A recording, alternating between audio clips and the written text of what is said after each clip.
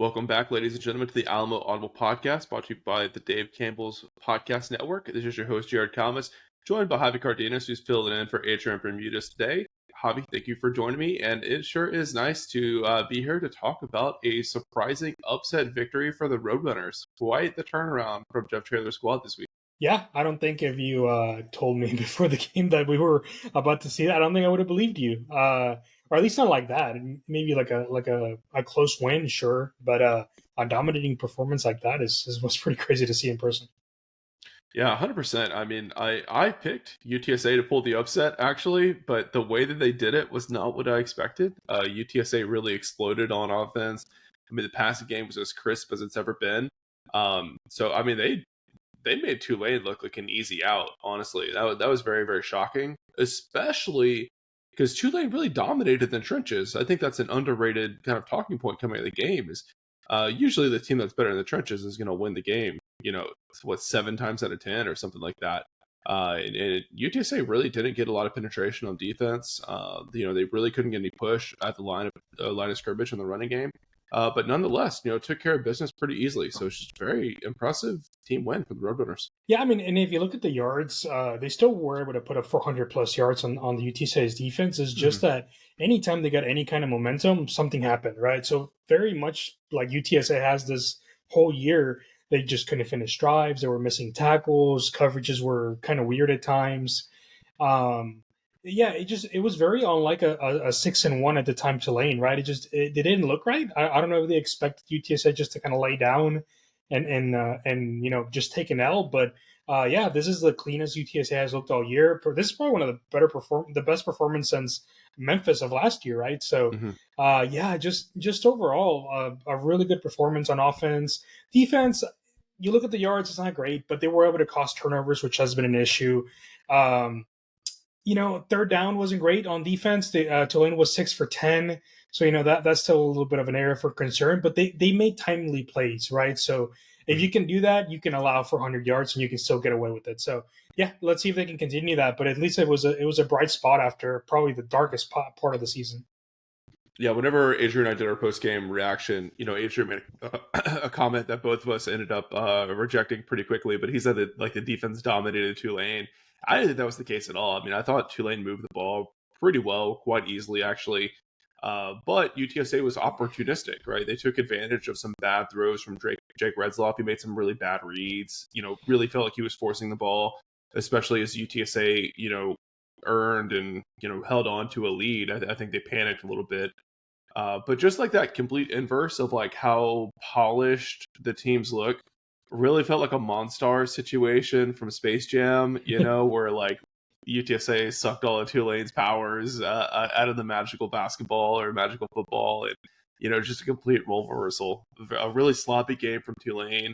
If you're a Green Wave fan, you had to be sick walking out of that one for sure, man. I mean, they had the missed field goal from 20 yards out or something like that. Just a lot of stupid penalties. Some of those turnovers for UTSA were not very well earned, I would say. I mean, the safety or the cornerback caught the football when it was up there, but it's not like they had a lot of pressure on the quarterback's face or made some crazy acrobatic catch or something like that. They were just there to take advantage of mistakes, and Tulane made a lot of them. Yeah, I mean, honestly, I think this game was not over, but just that first half, right?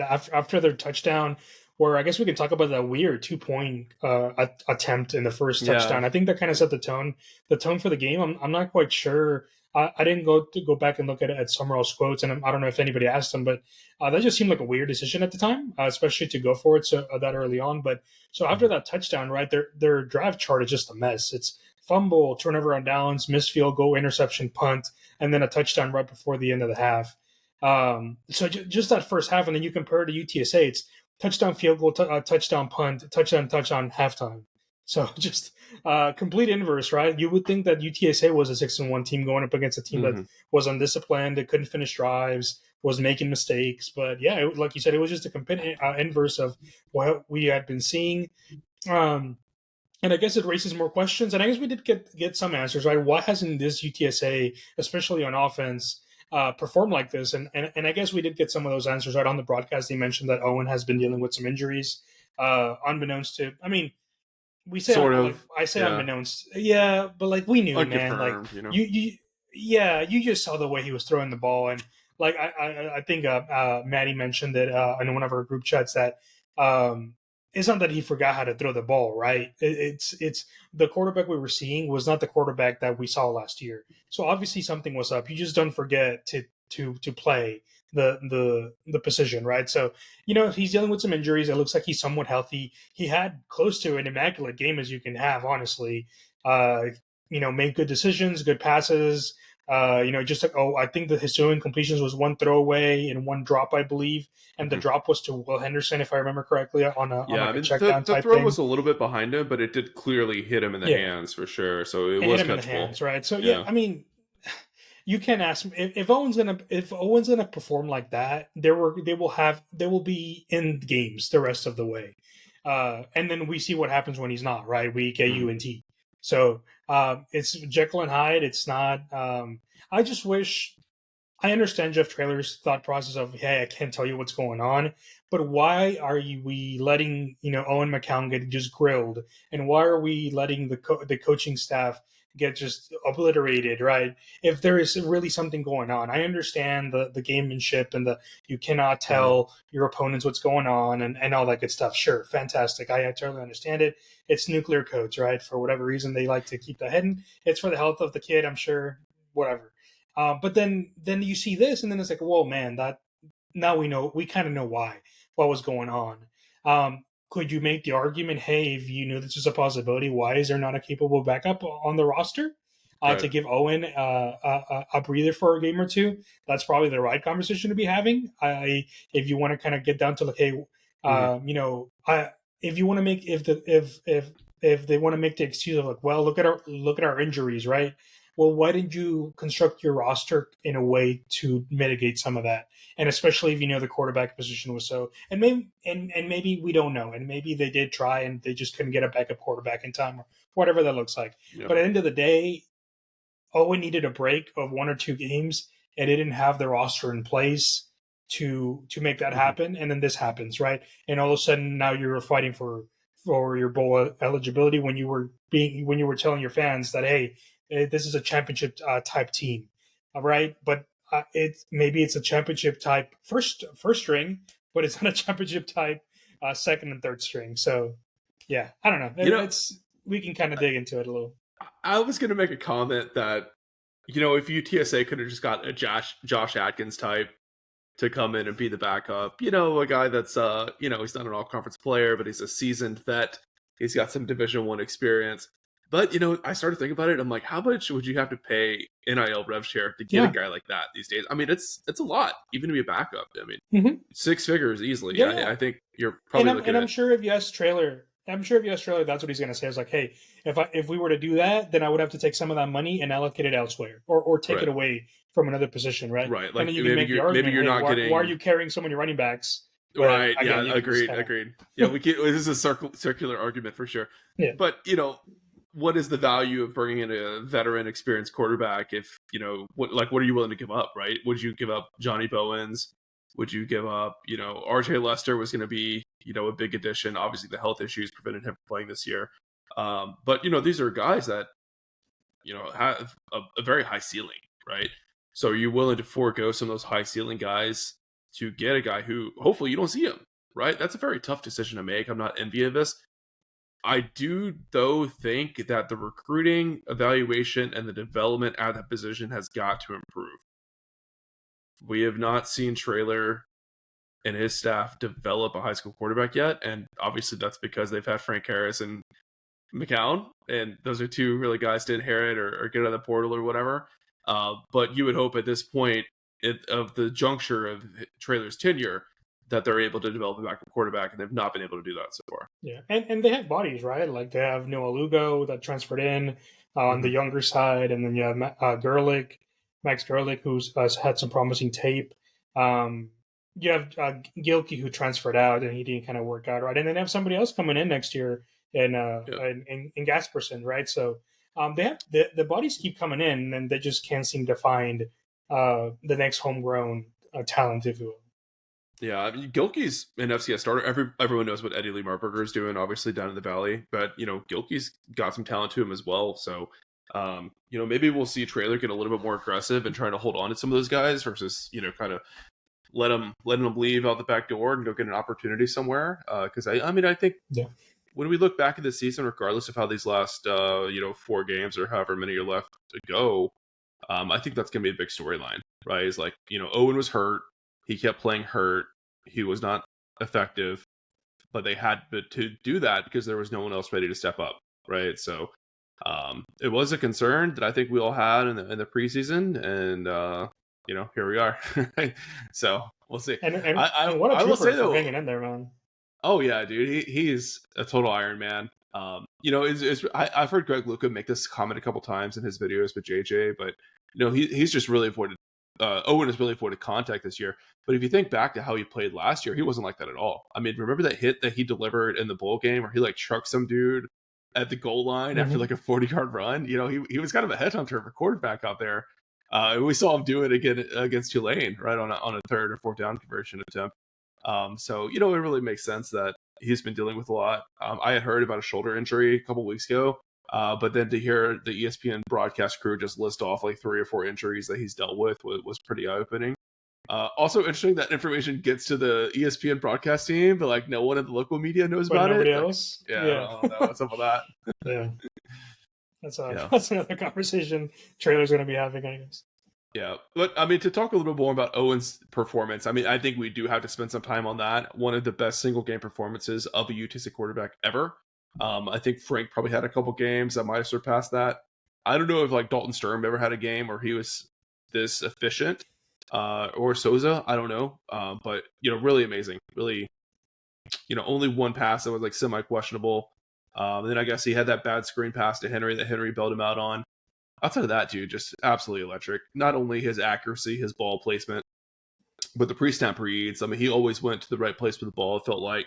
I think there was a touchdown catch that got wiped out by a hold where he threw it to the receiver, but the tight end behind him, I think, is who was actually trying to throw to. And that worked out. Like, that guy was covered, but that play ended up not counting. Outside of that, man, he was just absolutely spot on. The 4th down conversion play to put the game on ice, to me, was the most impressive one. Rolling out, he goes through all the progressions, nothing's there, and then he just sits and he waits for Patrick Overmeyer to find that empty spot in the zone and puts it right through the needle where only he could get it. Very tight window. Super impressive stuff. Yeah, and I think we kind of knew he was going to be on it the moment he made that first pass to Overmeyer. You're like, oh wow, that's a little different. I don't. He's had a few like opening drives where he hit like a big one, and then not much else after that. So and then it is those scripted drives, right? They always pay off for UTSA, right? I mean, because like those scripted plays, me, you rep them 5 times, 10 times a week, like leading into the game. Right. So for me, it's like what you do later in the game. The sideline throw that he made to McEwen on the late release was the one where that's the one. Oh, okay, okay. Owen. That one and the timing one where it was a touchdown pass to McEwen where it was kind of like an out route right at the corner. Like that was probably one of his better throws of the season. Yeah, I mean, it was right on the money, right where McEwen can get it. Not only had Devin not turned to look for the ball yet, he hadn't even come out of his break. Like Owen threw him open. He just read that there was man coverage right there with no safety help over top. He knew it was going to be open. He just let it rip. Perfect placement, man. Just great stuff. Yeah, you can ask more of him from this game. I guess you could argue he could run the ball a little bit more, but there's no way in heck he's running right now, especially as he's trying to get healthy, right? So, he didn't get sacked. So against a pretty solid team, so that's pretty good, especially after last week. So just overall, just fantastic performance. If he can just string a couple of good games together towards the end of the year now, who knows, right? I mean, this week is going to be tough against the. We were talking before we started, probably better than some P4 defenses, right, at the lower level. If he can perform and then if he can kind of follow that through against Charlotte, ECU, and Army, then man, that's this offense could really go. And we go from lamenting this offense to really finally seeing what it could do, which is kind of crazy to say this far into the season. Yeah, this late in, right? Well, another big reason why UTSA's offense suddenly looked explosive and efficient was the resurgence of David Amador as well. He had 10 catches for 113 yards, 2 catching touchdowns, and 1 passing touchdown. Pretty good stat line there. And he was one of the Dynamic. guys. Yeah, dynamic. He's one of the guys that's like really been a big disappointment for me this season because I had such high expectations for him. He was such a dynamo the back half of last season. Turns out he'd also been dealing with a turf toe injury. I mean, I think we kind of knew that he had been banged up, but he just really took off. And I think just some time off of his feet, those kind of injuries, the only way that you recover from those is rest. Like there's no training you can do that's going to get you back faster, right? You just have to rest. So you could just see he was a lot quicker out of his step. Just really, really strong with the football as well. He's got such great hands, and the connection that Owen has with him was really evident. And I think just with David being healthy, he was just able to get out of the breaks a little bit quicker and make those super shifty movements in space and pick up yardage after the catch as well. Yeah, and that's something that's missing ever since Cephas has left, is that guy that can just, get that yards after the catch. I think Amador is perfect for that role. Um, he plays bigger than he is. I don't know how to describe it, but he's obviously not the biggest guy. But every time he catches a ball, man, he kind of like Owen last year, right? He goes for that contact, so he plays a lot bigger than what he is. I think his versatility just gives us this offense like a new dimension, right? No, As long as the Javi. defense has to think, as long as the defense has to think about a possible pass or a possible something else, right? Maybe it's that 1 millisecond of hesitation that's going to let Owen maybe find his second option, or maybe make a wrong read or whatever. So just having that kind of weapon out there is very valuable for Javi, this we're just offense. scratching the surface of the versatility, man. There was a false start or an illegal procedure that caused the play to get whistled out, but they had motioned Owen out to wide receiver. Robert Henry in the Wildcat with David Amador next to him in the backfield. Oh, buddy. I mean, the possibilities are endless, man. Like, that could be so much fun. David can throw the ball. But You saw it on the touchdown throw, but it just sucks that it's like late October, early November, and like we're yeah, finally like now just seeing this. It's right, but right. circumstances, I guess. Yeah, so where are we at on Justin Berkman? He's the coordinator of the week. I saw. He was kind of cooking, honestly. He's it's so hard to read him, man, because I mean you could say he's been limited by his situation, right? At the end of the day, he's a top he's a top half of the conference coordinator, right? And in this conference, that probably means you're top 75, In the possibly. country. I forgot Yeah. to look up. Yeah, I forgot to look up right now where UTSA is offensively, but I mean, yeah, it's you can question him. I think, and Jeff has questioned them, right? Trailer has Hmm. questioned his Hmm. some of the play calling, so he's obviously not perfect, Yep. but he knows how to get the offense going. Sometimes, I don't know, man. It's so hard. It's so Jekyll and Hyde with him. Some of the decisions make a lot of sense, and then he kind of gets into a couple drives, and you kind of just scratch your head. But I guess that's any offensive coordinator. I was trying to remember back to Will Stein, I guess it was just such a euphoric time period that I don't even recall any like negatives, right? But yeah, it's he is what he is. He's an above average offensive coordinator. Like what more can you say at this point? Yeah. Um, yeah, it's yeah. He's not the next Will Stein. He's not the he's not a former offensive coordinator, Jeff Castle. For those who remember previous Oh, that's a offensive deep coordinators. cut. That's a deep cut, Um, man. yeah, so yeah, man, he is what he is. He's an above average offensive coordinator in the American Conference. I just think like when he's got great talent and they're playing well, he can let them cook. But if he's in a position where he's got to find a way to scheme guys open and all of that, I just don't know if he's as creative and innovative as some of his predecessors. But those guys they're elite offensive coordinators. I mean, they're probably top 20 in the country right now. Looney and Stein are so.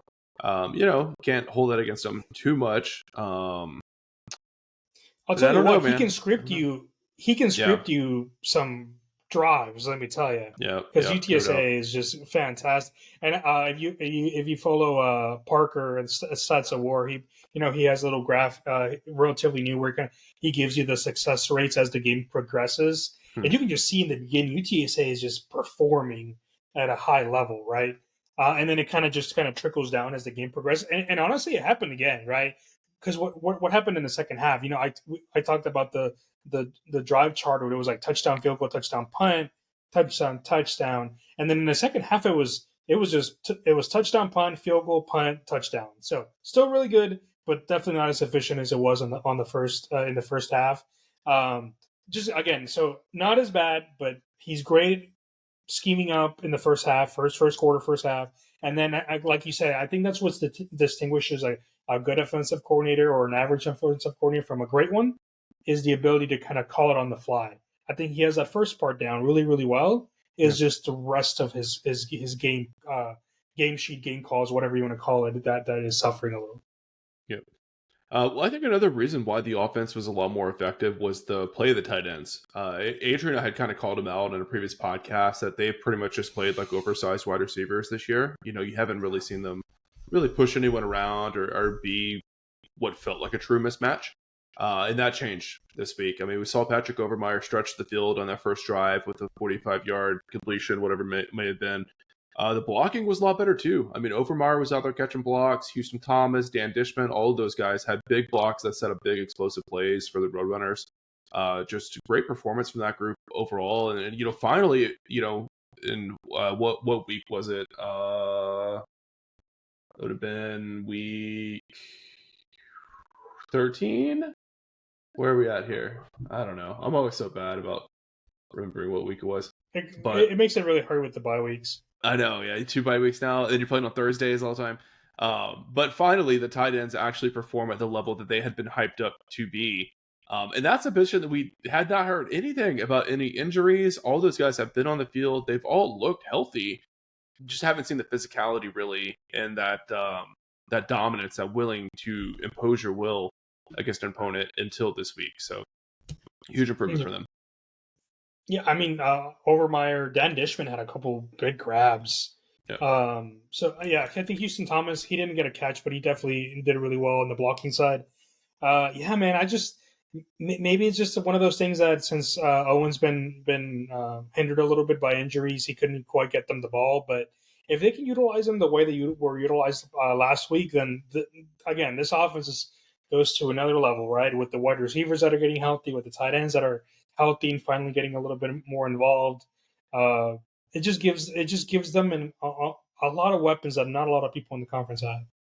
Yeah, and I think too, once that offense started clicking a little bit, you can kind of see the fruits of some of the creative stuff that I think Justin Berg does do of putting formation in the boundary and overloading with tight ends. There was a couple plays where they had motioned like the tight end who was at an H-back and put him down into a wing back.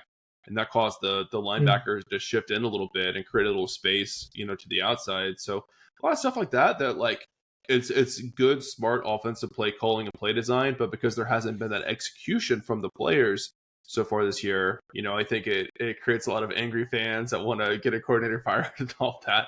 It just goes football. It goes to football has a lot of complexity, but also, I think UTSA probably be fine with a new coordinator too if they moved in that direction. But anyone can look good. Your quarterback's 31 and 33.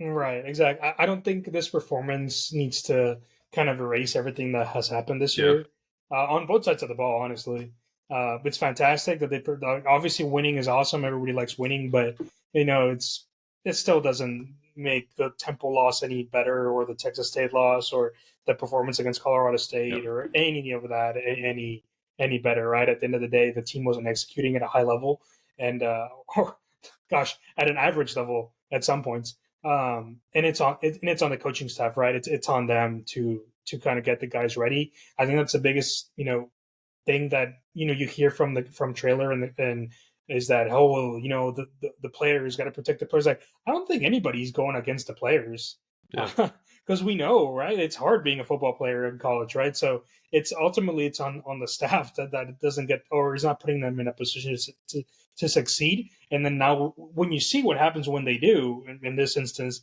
then you kind of look back at everything else and you're like, oh man, like imagine if they could have just been a little bit better, right? Again, there's a lot of circumstances as to why that didn't happen. But at the end of the day, it's on them to make the environment and put them in a position. So Yep. Again, fantastic. Love to win. Winning's great, and doesn't excuse all the other stuff we've seen so far. Yeah, I think the only negative that I saw on the offense was like the lack of a consistent run game. I thought Tulane did a really great job of plugging up all the holes. You really didn't see UTSA get much of a push up the middle. They did find ways to get the run game going. We saw Robert Henry break a couple of long ones. Had some really sick bounces outside. He would do like a jump cut. Mm-hmm. And I thought DeAndre Marshall was awesome, like setting the edge on the backside of plays as well. We probably don't talk about him enough. Like he's not been a plus offensive tackle out there, but for a guy that I think we had kind of written off as a backup guard for the rest of his career, he's been really solid. As a starting offensive tackle, and he's actually created a lot of plus plays for the Roadrunners. So really great to see. I remember when him and Rios and all those other San Antonio linemen all came in together, we were like, are any of these guys really going to be standout or contributors? And now we got two of them starting on the line and playing really well. So it's great to see. You can always trust a Central Catholic button to step up and deliver when needed, evidently. But nonetheless, the only bad news to report there. When I was on the sidelines towards the end of the game, I did see that Luke Lopez was on crutches with his knee kind of propped up. So that never bodes well, right? So, it might be the Ben Rio show at center for the rest of the way. Man, Lopez might be one of those like what if guys because he was so good. Was it his true sophomore season that he started like all 12 games, or was it a redshirt freshman? I don't know. He looked really great. Was very promising, and now he's had like 2 or 3 like really extremely serious injuries in a row. So hopefully he's able to fight through all that and kind of get back and play at a high level, but he's had a tough road for sure. Yeah, and then I just quickly looking at Marshall's PFF grades, and again, PFF you take it with a grain of salt a little bit, but he's ever since he started against Temple, he's just progressively gotten better. He's grading out in the 70s, right? I think for the season they have him at a 77, which is kind of crazy. So yeah, man, it's to have him contribute at this level. That feels like overkill. 77. Let's get because he had he had a really good performance against Colorado State that kind of props up the average a little bit. Yeah. But yeah, he's averaging in the 70s his last 3 games. So yeah, man, it's just solid all around. We definitely do not talk about him enough. Yeah. To jump back to defensive side of the ball a little bit, who had Ahmad Chapman coming out of nowhere. What a shock that has been. I'm still trying to figure out the story on that one. I know he came in really, really, really late, like pretty much at the end of summer. So it sounds like they were intentionally holding him back for redshirt purposes. Yeah, and that's exactly what it is. I think Traylor confirmed it. Traylor also let it slip that his twin brother is going to be joining this team next season. I don't know if he's supposed to say that or not. He is not supposed to say that because he's still a recruit. I don't know if because they're family members, there's some loopholes there, but I'm pretty sure you can't. His brother's, by the way, one of the top JUCO corners in the country. So I think he's number 1, right, on 247. Right, or yeah, he might be number 1 now. So that would be fantastic, right? As we've seen, kind of struggle a little bit. Yeah, but I mean, I did not have him. I didn't think he was going to contribute all year, just because he got in so late. But now you're like, oh man, like what is he going to do the rest of the way? Now I need to go back and check. Is this his first action all year? Well, I thought I had heard in Greg and JJ's video that he did make an appearance in the North Texas game, which of true is kind of a bummer. He played. He played how many 27 snaps against North Texas. Oh, okay. 27 against North Texas. So he's going to have 2 left to play. I More think you games, definitely sit him out against Army because you don't need a cornerback against Army. Oh God, that I knock it on wood right now. That's a curse. I should not have said that. But you play him against USF and ECU, I guess, and you bench him for Charlotte and Army. Bring him back for the bowl game, hopefully. Knock on wood again. I'm making some risky comments here, guys. that is some roster management right there. But no, yeah, man, I think that's what it is. You kind of play with his remaining 2 games. Do you set him against USF? Since maybe if you don't feel like and play him against Charlotte and ECU, or whatever combo that looks like. You have 2 games to play with them. But I think he forced a fumble and got a really impressive interception. So obviously he is a playmaker, which this defense desperately needs. Yeah. So let's see what happens with an extended run here. I think Davin Barnes been good this year. He's improved. I think he's ahead of schedule.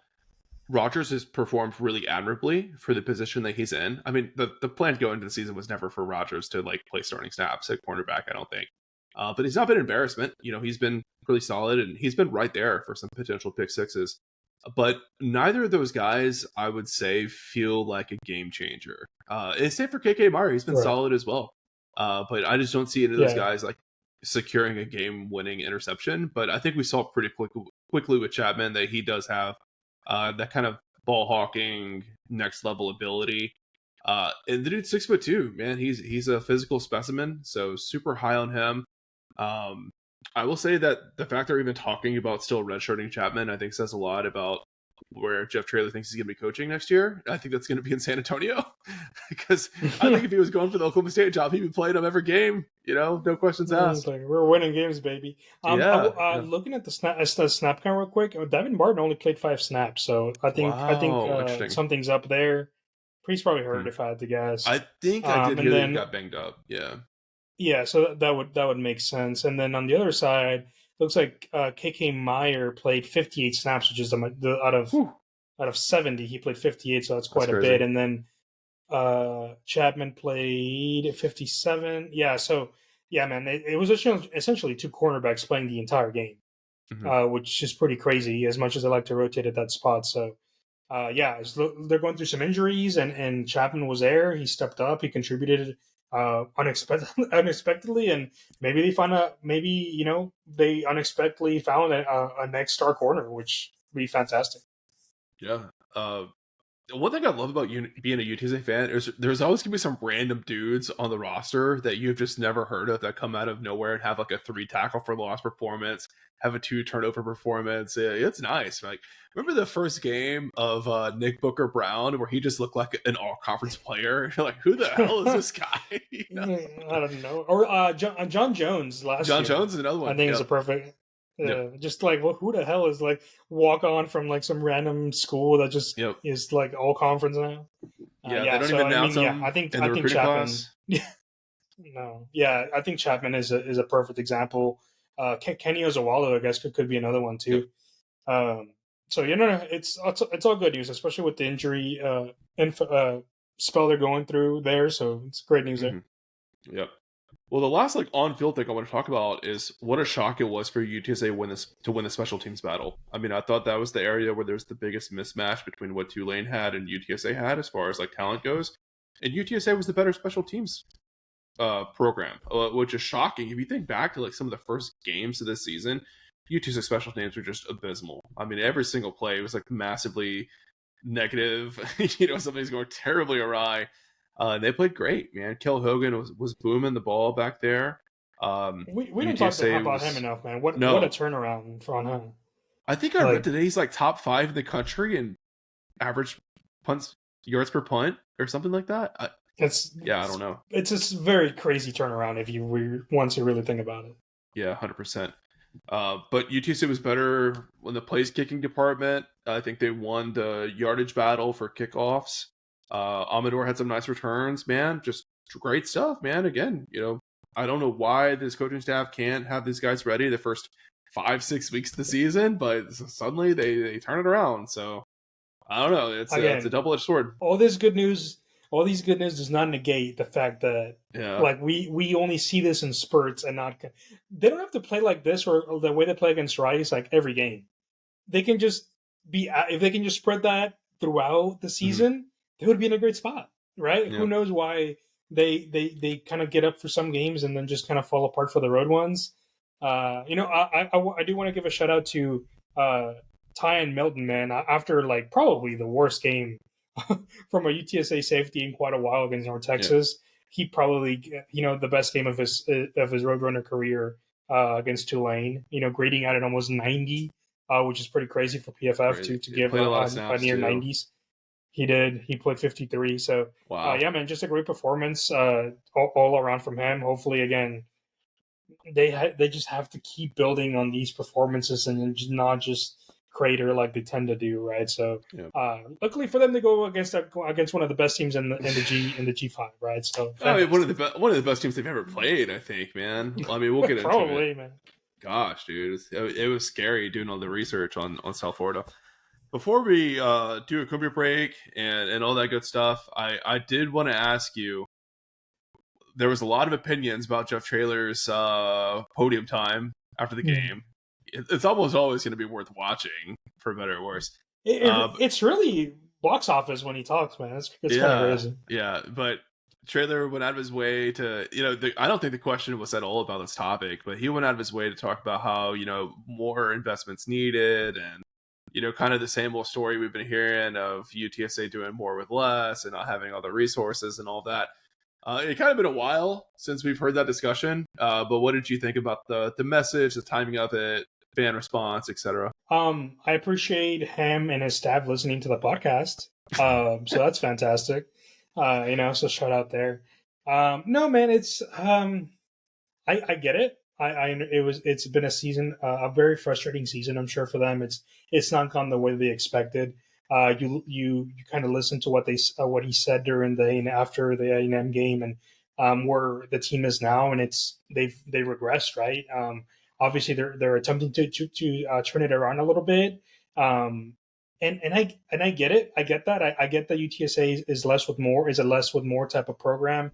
I guess we just have to decide where this program is going to be, right? I think in Conference USA, they were obviously near the top or at the top in terms of resources, and all that good stuff. And here now, they're not. I don't think they're close to the top tier, which is USF, Memphis, and Tulane, right? So Mm-hmm. they're do they want to be there, or do they want to be the next tier down, right? Which is UNT, UTSA, I guess, and then maybe like a ECU, Temple, however we want to. So it's an inflection point, right? Where does UTSA want to be? I think the fan base sees UTSA as a top tier program, because of the past performances in Conference USA.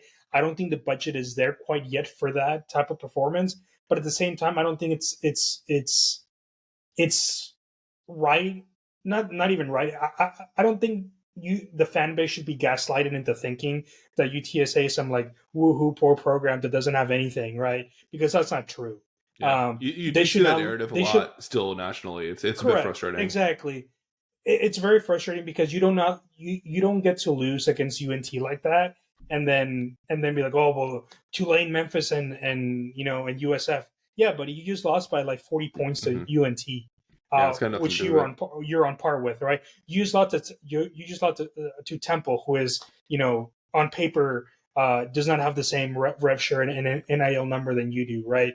Um, uh, so it's I understand the frustration and the do less with more mentality. I just don't know if you in the moments of following such a good performance, I don't know if the right call on Trailer's part was to kind of call everybody out and say, look, like we're right and you guys are wrong and we need this and we need more because you've been underperforming, right? I get it. If you lose these games against Tulane, USF, and Hmm. Memphis on a consistent basis, I get it. Like, look, we're doing less with more, but you beat Memphis already. You beat them. You haven't lost to Memphis. You beat the best Tulane team that probably have beaten in the past a couple of years. But then you lose against Tulsa, you lose against Rice last year, you struggle against Colorado State. So it's a mixed message, right? You can't get gaslight your fan base into thinking you're a bottom of the barrel program when the reality is that the coaching staff budget is one of the highest in the conference. Other stuff might not be up to par, but coaching and coaching staff salary is up there, right? It's top third in the conference. So they cannot tell you that they're not investing there. I get it on the indoor. I get it on the NIL front. All valid arguments, but then you still find a way to compete against those teams, right, in the top side of the conference. But then you underperform against the low to middle, right? So it's you can't have it both ways, man. Like you Hmm. can't come up for to play against the good teams and then lose it and struggle against the middle to lower tier teams and then expect people to just like buy your argument because to me it doesn't make sense.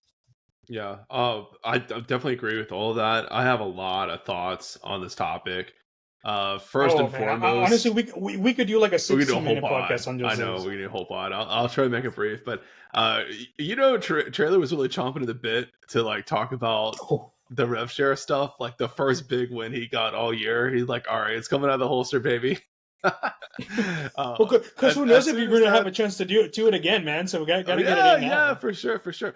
Um, but I think as soon as that story came out about USF having a potential $8 million, $10 million roster budget, he was like, "Oh my god, I got to get this in front of people." But he kept losing games, right? So it was not the time and the place. I mean, I'm very much with you. I mean, everything he said was true and accurate. That like UTSA is not at the level of USF, Tulane, and Memphis. But I think what's really challenging, especially when you compare it to the Conference USA days, is like if those schools had stayed stagnant, UTSA would have caught up to them and would be there right now.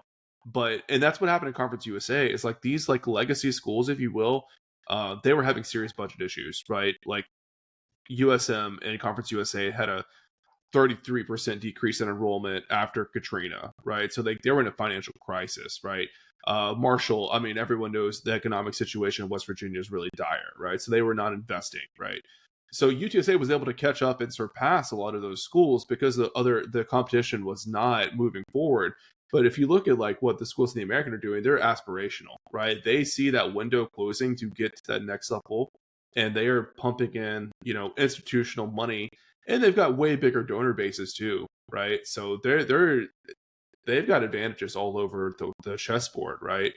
So I think it's just a lot tougher, and like that's why for me, like I am never like gonna be super mad that we're not consistently beating USF, Tulane, and Memphis all the time, because like it's a very tough ask, right, to overcome a lot of that challenges. But for me, just like you said, it's really frustrating to see those teams that UTSA has surpassed an investment and you still drop those.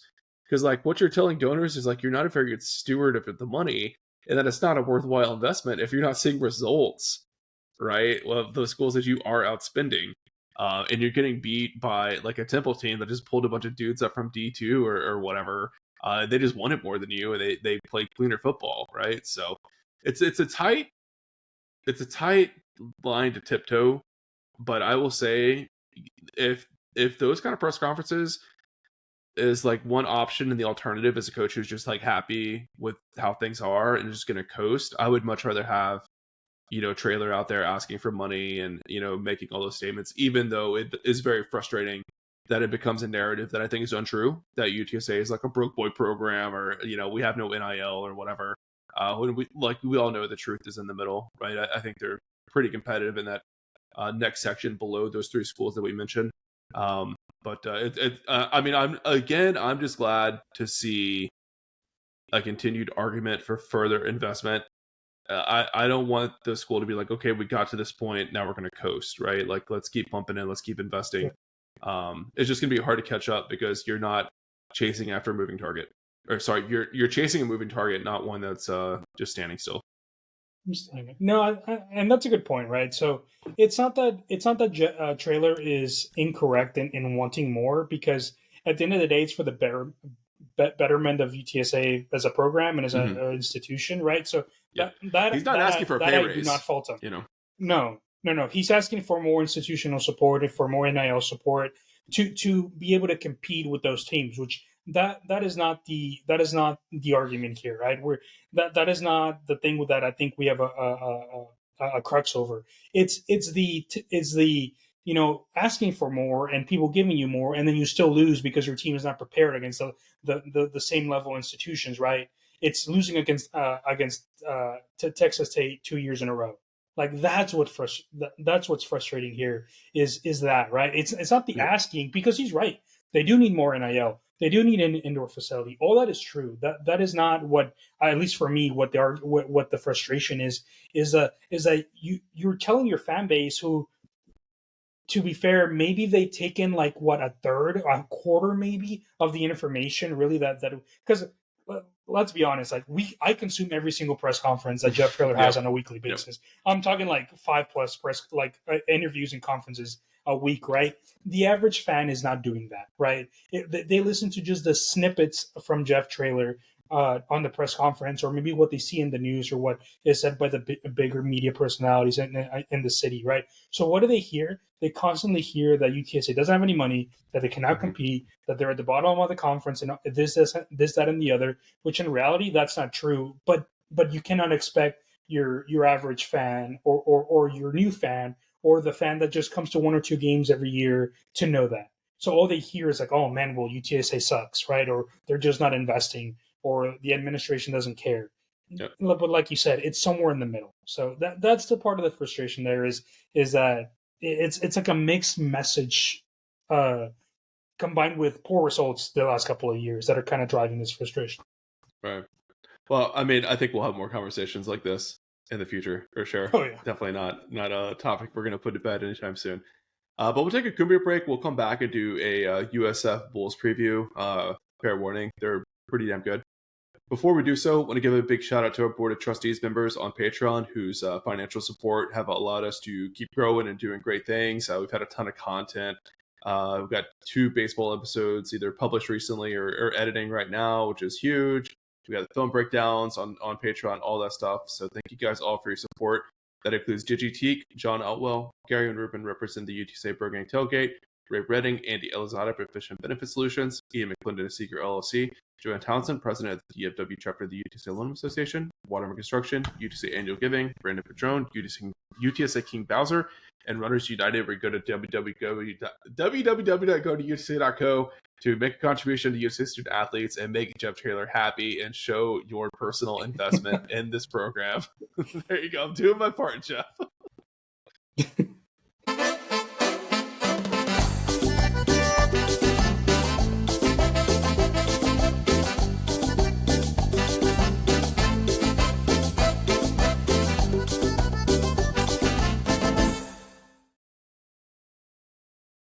All right, guys, we're back for the Cumbia break, and it's another short week. Well, I guess it's not a short week for UTSA as a football team because they had some extra break over the weekend, but a short week for us laborious podcasters that we have to cramp really quickly to get ready for these games on a short turnaround after the weekend. UTSA on a Thursday, again, another national spotlight game in Tampa against the USF Bulls.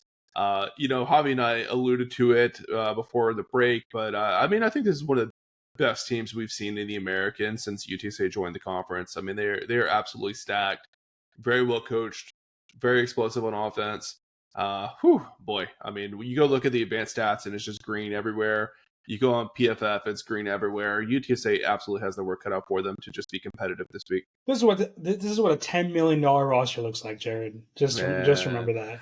I'm going to go on a USF podcast this week. I've been asking, like, hey, is this ever real? Is this legit? Please find out. Yeah, because we need to know the number. Yeah, man. But no, like you said, this is. I was trying to think. This is probably the most talented conference team UTSA has ever played. I think. I'm trying to think back of a conference team in Conference USA. I know there's a good La Tech teams with a couple NFL guys, like with Kenneth Dixon and Ferguson. Yeah. And then Nick Mullins USM teams are pretty good. The UTSA beat, I think, 1 year in the Alamodome. Yeah, they were pretty. None of those teams had some good players. Like USF's talent, right. Yeah. USF's roster is crazy. Correct. I didn't realize they had maxed out. Yeah, they maxed out on scholarships because there was a new rule this year where schools could add some extra scholarships. And I think what you saw was I haven't seen a full study on this or everything. But I think what you saw is most schools would just grab an extra scholarship when it made sense, right? Like if they were a little thin at cornerback like UTSA was, and then there was a guy available late in the cycle, they would just add him and not have to worry about having to cut another guy. But USF just went all the way, right? And they completely maxed out the allocation up to whatever the SEC schools are doing. So not only did they spend a lot of NIL and rev share money to keep their roster together from last year, and attract some high-profile transfers, but they also just used it to fill out every potential gap that they could dream of, and now they've got a crazy deep roster. Yeah, top to bottom, man. Offense, defense. You're gonna have a hard time trying to find a hole in this team. I do know. I mean, obviously, we know that they lost to Memphis. but hey, they lost to probably the second most talented team in the conference, right? So with the second highest, or again, we don't know the number, but one of the Sure. highest NIL numbers in all of G5, G6, right? Um, so yeah, man, it's hard to see how UTSA pulls this out. If it was in the Alamodome, maybe the Alamodome magic would Sure. kick in All bets are again, off. and right, all bets are off at that point. At this point, you can almost guarantee that it's going to be a competitive game in the Alamodome for whatever reason. But on the road, they've yet to prove that they can win against any opponent Hmm. convincingly or at all. Hmm. Right? They barely squeaked out against Colorado State. So against one of the better teams in the country, honestly, I find it hard to believe that they're going to be able to pull this off. Yep, I agree. They are 6-2 on the year, with huge wins over Boise State and Florida. And both of those programs are at that time top 25, right? Both programs have the extremely strong revenue share and all that good stuff, and USF still winning and smacked them, right? Just whew, it's crazy, honestly. Their losses were, I think, very forgivable losses. Miami team who still has a chance at the playoff this year. And then the Memphis game we just referred to, road game for them, came down to a walk-off field goal. Oh, wait, actually, I take it back. USF went down the field, got within Mhm. field goal range, and their all-conference kicker missed the field goal that would have sent it to overtime. I think it was like a 16-point swing in Memphis's favor to put them in the lead. So, USF obviously showed that they had the ability to really dominate the game and kind of let it slip towards the end. So, both losses very forgivable. Um, you know, UT is probably a ways away from both of those two schools that beat them, to put it modestly. Um, Mhm. Man, this is it's a tough one. Even their kicker, Nico Grammatica of the Grammatica kicking family, Yes, like yes, just yes. every single position is Yeah. just loaded with talent and names that people have heard of. So, I mean, I don't know what you want to talk about first. You want to talk about the all conference quarterback or their defense Yeah. that like three of them, three players have 19 plus pressures on the year. Yeah, pick your poison. Let's talk about Byron Brown. I mean, I think he's a fan favorite of like every fan of the conference. I think likes to watch this guy play. Seems like a really good dude. He's like a unique kind of quarterback. He's got a little bit of Cam Newton to him, I would say. He's like a big stocky guy.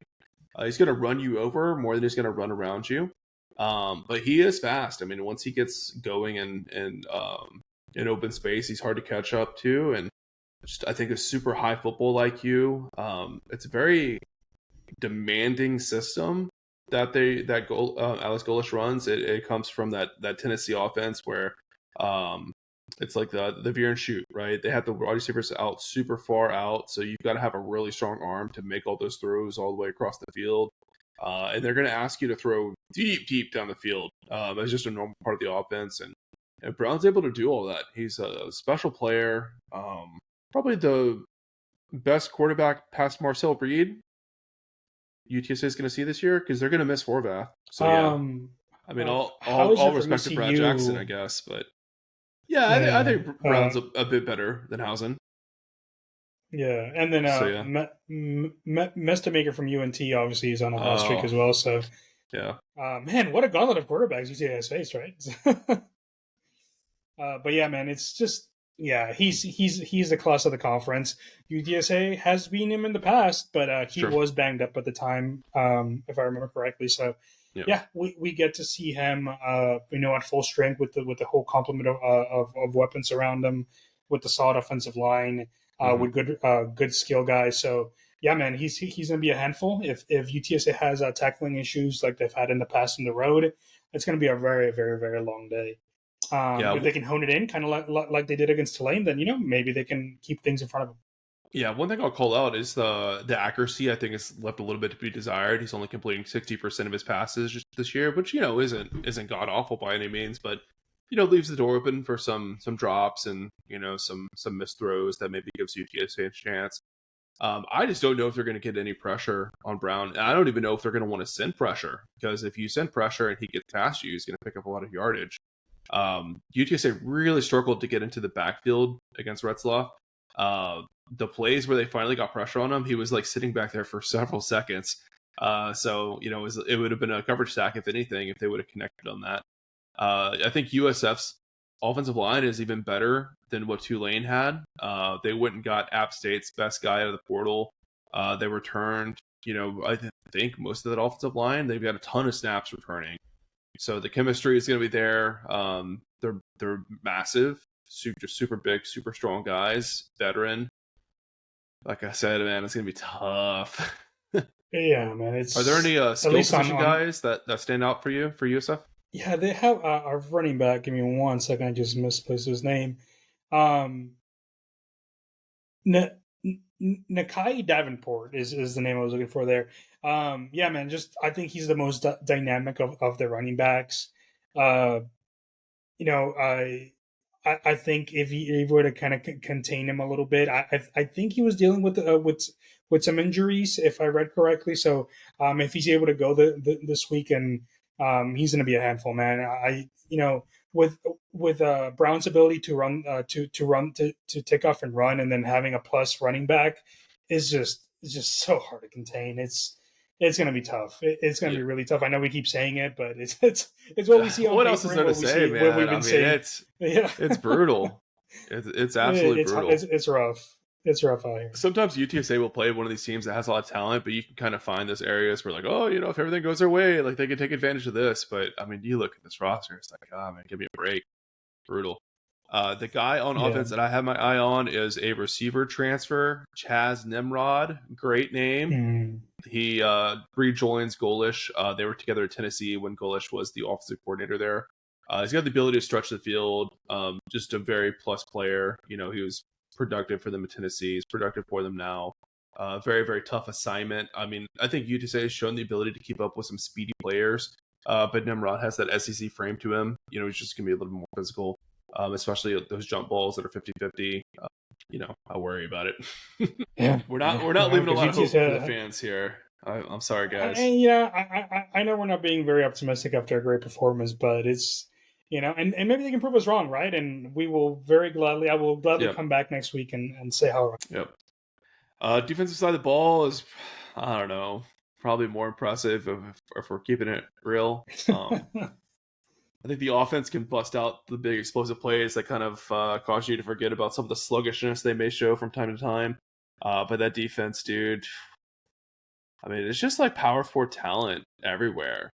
I think their linebacker, Mac Harris, has probably got Shad Banks beat for best linebacker in the conference. He can do it all. Yeah, again, like you look at his PFF, his overall grade for the whole season, 84.1, 77 against the run, 64.4 against on the tackle, 74.9 on pass rush, 78.1 on coverage.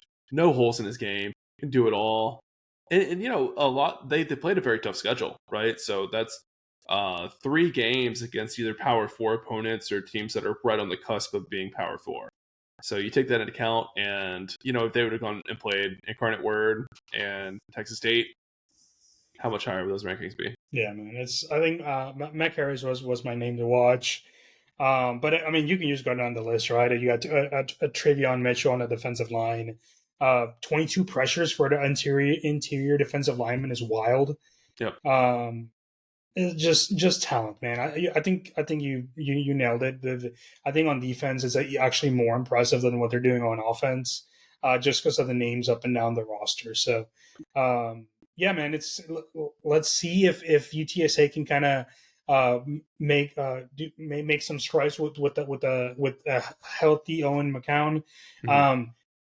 Something very important here is keep them healthy, please, past this game, because obviously we can see what Owen can do against competition. So keeping them upright here is going to be crucial. And then you go back to the Saturday schedule for the rest of the season. Yeah, you have Saturday and for the rest of the season after this one, so you get an extra 2-3 days of rest if you can get out with everyone healthy. I think the one area where if UTSA is going to put points on the board, it's going to come is this defense has allowed some explosives, especially through the air. Their tackling is pretty poor, especially in the secondary. They're actually one of 5 teams in the country that have a worse tackling grade on PFF than UTSA has. So that's the route to victory. You know, if UTSA wants to keep it close and give themselves a chance to steal one late, I think they're going to have Amador break some tackles. They're going to have Devin McEwen get over the top, have some coverage busts and stuff like that. They have a chance to do that, but then you also have to slow down Byron Brown's offense enough that that's going to matter, and you're not just trying to tread water, so to speak. So I don't know what more there is to say here. Maybe one thing that plays in UTSA's that podcast. Yeah, I know. Okay, here's my positive spin. I think the one thing that could give UTSA fighters chance, as perhaps it did against Tulane, is Alex Golish's name is linked to a lot of these jobs that are open. Could definitely see him in Auburn. You know, could see him at, I don't know, Arkansas, Florida. You know, he's got the recruiting ties already. So, you know, potentially he's a little bit distracted having his agent work the phone and field some offers, and maybe the preparation's a little bit lackadaisical, and maybe you know, guys are already looking at where they're going to follow their coach, right? Yeah, their own agents are getting active and hitting their lines, right? Maybe less time on the iPad looking at film and more time in the Twitter DMs, you know, seeing what kind of offers are out there. So, you know, there's the hope. That's all I got. Honestly, that is some wishful thinking. Oh no, from an X's and O's standpoint and a Jimmy's and the Joe's standpoint, there's not a whole lot I think for UTSA to circle and say, yeah, we've got a clear advantage here. We're going to make the most of it. I think it's just hoping for some mistakes from USF, and UTSA just plays the best ball they possibly can, and hope for some lucky breaks. They got a lot against Tulane, so we'll see if they can get it 2 weeks in a row. Yeah, if they can replicate what they did last week, they'll have a chance. Yeah, but they have to play that well just to have a chance, right? Not to say, right. Yeah, they're going to pull the upset. Yeah, that's the tricky part. Mm. Javi, what's your score prediction for this one? Oh, man. I'm looking like a 40, 42, 28 kind of deal. I don't think it's going to be – I don't think it's going to be close, to be honest with you. I'll pick one a little bit closer, but I think it's going to be one of those games where it didn't feel as close as the score was. So I'm going to say USF like 38, UTSA 26 or something like that. So I guess that would be a cover. But again, it's one of those games like, you know, the casual fan's going to turn it off because like, yeah, it's like UTSA doesn't have a chance here no matter what the score is. Unfortunately, it's an ESPN 2, I believe, so it's going to be national TV. So let's hope they can keep it respectable for the sake of the program, I guess. Yep. Well, cool. I mean, again, I wish we had more cutting analysis to give you of where UTSA could find an edge, but man, this is a very impressive USF team, and you know, obviously I want UTSA to win, but I'm kind of rooting for USF too, to be honest with you. I think Golish is a great coach. He seems like a great guy. I mean, he, you know, some all love him or hate him. You know, I think he likes to push buttons. He likes to play the heel. You know what I mean? Golish seems like a great dude, and you know, USF is a school that I kind of root for. I kind of feel a kinship with them, like they're founded the same year as UTSA. There's a lot of similarities, I think. Yeah, I'd say so. You know, after the merger with UT Health, similar academic profile as well. But you know, for the most part, I'm rooting for them because they got a kick in the ass, right? UCF got the Big 12 bid and moved on without them, broke that rivalry. Just imagine, like, how would UTSA respond if Texas State were to get a Big 12 invite and leave UTSA in the dust? I would hope that we would respond the same way that USF has responded. You know, build the facilities, put the money to the roster, get a great coach, hang on to them, get every advantage that you could possibly get to make the most of it. So hopefully they do all that, and UTSA still finds a way to beat them, and we continue to do more with less, as the saying goes. Yeah.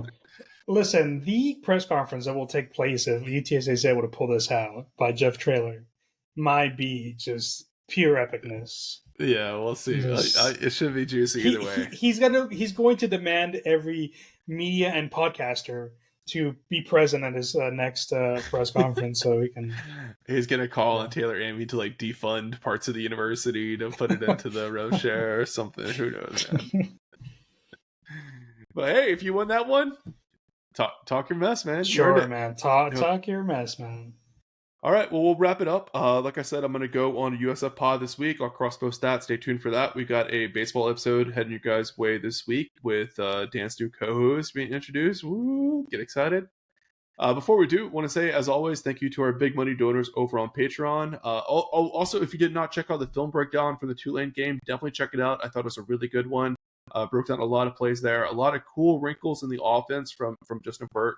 So definitely check that out. And thank you to our big money donors, Ben Tovar, the Bunch family, Zach Espericueta on the San Antonio Podcast Network, Alejandro Benavides, Dan Erdahl, your host for On the Birdbath, Jacob Glossos, former board president for the UTSA Alumni Association, John Nally, Rick Cortez of Rowdy Road Grillers, Sumner McDaniel, Joe Rodriguez, UTSA grad 1998, Russell Rincon, Brandy Dunnigan, realtor with the Social House Group, and Homefield Apparel, where you can use the discount code UTSA West Homefield to get 15% off of your first order.